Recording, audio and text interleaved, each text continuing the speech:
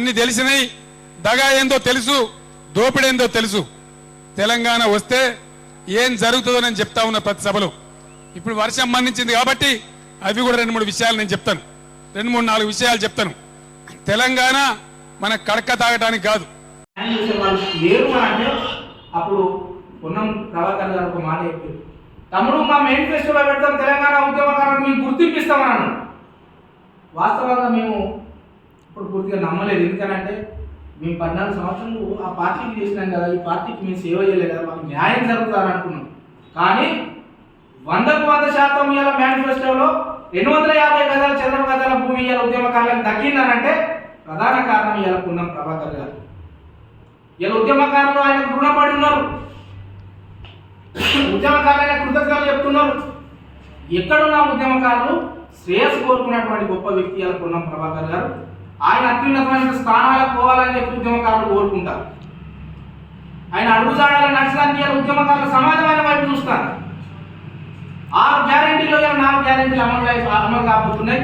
ఇంకో 2 గ్యారెంటీలలో ఇందిరమ్మ ఇల్లు కానీ ఉద్యమకారులకు సంక్షేమ ఫలాల్లో భాగంగా ఇచ్చినటువంటి 250 చదరపు గజాల భూమి గారి ఇస్తారని చెప్పి ఇలా మేము సంపూర్ణమైనటువంటి విశ్వాసం ఇలా పొన్నం ప్రభాకర్ గారిని మేము వ్యక్తపరుస్తున్నాం. హుస్నాబాద్ నియోజకవర్గ పరిధిలో ఉన్నటువంటి ఉద్యమకారులకు మేము ఒక్కడే మేము చెప్పదలుచుకున్నాం, మనం కష్టం చేసినా కానీ వాళ్ళు మనకు ఫలితం ఇవ్వలేదు. మనం ఎటువంటి కష్టం చేయకుండా మన కష్టాన్ని గుర్తించినటువంటి వ్యక్తి ఇలా పొన్నం ప్రభాకర్ గారు. ఆ పార్టీ ఇలా కాంగ్రెస్ పార్టీ గుర్తుపెట్టుకోవాలని మిత్రులారు. అవాకులు చెవాకులు వెళితే సూర్యుని మీద ఉమ్మేసినట్టు అయితే తప్ప ఇంకోటి కాదు. 100% తెలంగాణ ఉద్యమకారుల పొన్నం ప్రభాకర్ గారు. తెలంగాణ ఉద్యమకారుల రేపు గమ్యం పొన్నం ప్రభాకర్ గారు. పొన్నం ప్రభాకర్ గారు రాబో ఈ కాలంలో ఉద్యమకారులకు సంపూర్ణమైనటువంటి న్యాయం జరుగుతుందని చెప్పి హుస్నాబాద్ నియోజకవర్గంలో ఉన్నటువంటి పరిధిలో ఉన్నటువంటి ఉద్యమకారులు స్వాతంత్ర సమర యోధులుగా కీర్తి ప్రతిష్టలు గడించబోతున్నారని చెప్తూ, ఏదేమైనప్పటికీ హుస్నాబాద్ నియోజకవర్గం ఈ ప్రాంతానికి చెందినటువంటి బిడ్డగా ఇలా ఎమ్మెల్యే కేసీఆర్ మంత్రి అయ్యారు. చాలా అదృష్టవంతులు. భవిష్యత్తులో కూడా ఉద్యమకారులకు ఆయన అండదండలు ఉండాలని చెప్పి కోరుకుంటూ ఉద్యమకారుల పక్షాన మరొకసారి పొన్నం ప్రభాకర్ గారికి కృతజ్ఞతలు చెప్తున్నాం. జై తెలంగాణ, జై తెలంగాణ, జోహార్ తెలంగాణ మన వీరులకు, జోహార్ తెలంగాణ మన వీరులకు, జై తెలంగాణ. తెలంగాణ ఉద్యమకారుల ఫోరం ఆధ్వర్యంలో గత 5 సంవత్సరాలుగా తెలంగాణ ఉద్యమకారుల సంక్షేమ బోర్డు ఏర్పాటు చేయాలి, తెలంగాణ ఉద్యమకారుల యొక్క జీవితాల్లో వెలుగు నింపాలని చెప్పి అనేకమైనటువంటి పార్టీలకు, ఈ రాష్ట్రంలో కేంద్రంలో ఉన్నటువంటి పార్టీలు, ప్రాంతీయ పార్టీలకు కూడా అన్ని పార్టీలకు వినతుల ద్వారా ఇచ్చింది. ఎందుకంటే రాష్ట్రం వచ్చిన తర్వాత అన్ని వర్గాలు అంటే చాలా వరకు బాగుపడతాయనుకున్నాం. మళ్ళా ప్రథమంగా ఉద్యమకారులు బాగుపడతాయనుకున్నాం. యుక్త వయసులో అంటే 14 సంవత్సరాలు 19 సంవత్సరాల వయసులో తెలంగాణ ఉద్యమంలో అడుగు పెడితే అంటే 14 సంవత్సరాలు నిరంతరం కొట్లాడినటువంటి ఉద్యమకారుల పరిస్థితి అర్థమయ్యేటట్టు తయారైనటువంటి పరిస్థితి. రాష్ట్రం వచ్చిన తర్వాత 2 దఫాలుగా చూసినాం.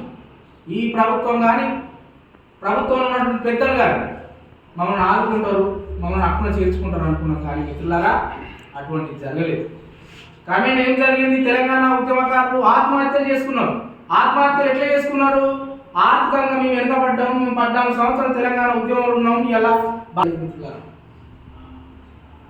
ఈ ప్రాంతానికి చెందినటువంటి ఎమ్మెల్యే గారు हम दिल्ली को कमांड करके तेलंगाना ला सकते हैं और आए से तेलंगाना में हम लोग इज्जत से अच्छी जिंदगी जी सकते हैं।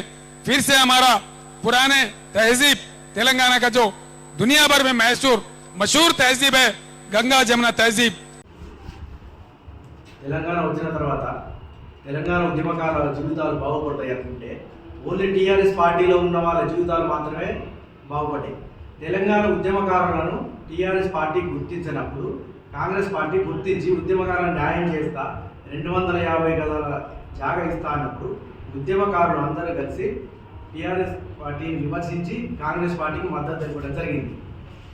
ఉద్యమకారులకు ఆ 250 గజాల జాగా ఎఫ్ఐఆర్ ఒకటి మ్యాండేటరీ కాకుండా పేపర్ కటింగ్లా ఉద్యమం చేసిన ప్రతి ఒక్కరిని తీసుకొని అందరి న్యాయం జరగాలని కోరుకుంటున్నా. పొన్నం ప్రభాకర్ గారికి, రేవంత్ రెడ్డి గారికి కృతజ్ఞతలు తెలుపుతూ తెలంగాణ ఉద్యమకారుల ఫోరం అనేది గత 5 సంవత్సరాల సంది రాష్ట్ర లెవెల్లో పనిచేస్తుంది.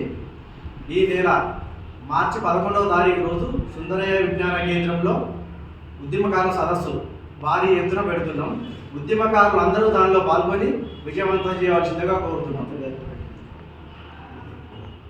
రాష్ట్రంలో ఉన్నటువంటి మంత్రులు కోమటిరెడ్డి వెంకటరెడ్డి కానీ పొన్నం ప్రభాకరే కానీ ఉద్యమ దశలో పనిచేసినటువంటి వివిధ దశల్లో ఉన్నటువంటి నాయకులు కూడా మేము ఇన్వైట్ చేసుకుంటున్నాం.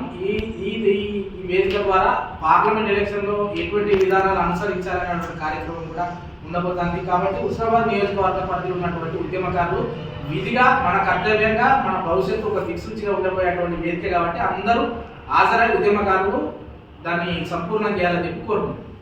ఎవని పాలైందిరో తెలంగాణ ఎవడేలుతున్నాడు రో తెలంగాణ ఎవని పాలైందిరో తెలంగాణ ఎవడేలుతున్నాడు రో తెలంగాణ 96లోన లొల్లి పెట్టి నొల్లు ఓరుగల్లు సూర్యపేట పోరైలేసి కోనగిరి యుద్ధ బేరై మోగితే ఎవని పాలైందిరో తెలంగాణ ఎవడేలుతున్నాడు రో తెలంగాణ ఎవని పాలైందిరో తెలంగాణ ఎవడేలుతున్నాడు రో తెలంగాణ గద్దరన్న నెత్తురు